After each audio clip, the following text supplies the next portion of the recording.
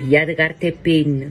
Oggi faccio mezzo pulire reve di mare, a pasta cresciuta. Danno mezzo chilo di farina, 400 grammi di acqua frizzante, 10 grammi di zucchero, 20 grammi di sale, 10 grammi di lievito e un po' di erba di mare. Lo potete anche pesare, 50-60 grammi. Aggiungo sale e zucchero e mescolo insieme alla farina. Adesso unisco il lievito, lo sbriciolo, un po' d'acqua e vado a impastare. Aggiungo l'erbetta di mare e il resto dell'acqua e abbiamo fatto un mescafrancesco. Non avete unito tutti gli ingredienti, obbligate a pigliare pack a così, vedete?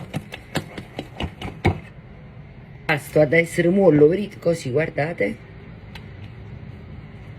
Poi che l'avete abbuffato di paccheri, lo fate riposare un paio di ore finché non raddoppia di volume. In un luogo asciutto e coperto con la pellicola trasparente. Aspetto che l'impasto cresce, mi sono fatto pure una bella sciorignata fuori al mio terrazzo.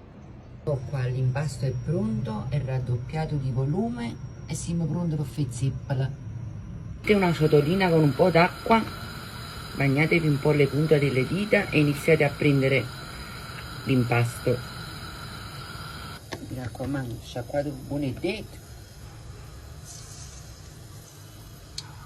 Ero sempre dai bordi laterali.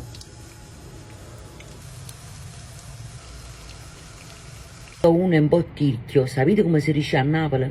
Zeppola io, e che bella mano tiene a fare zeppola.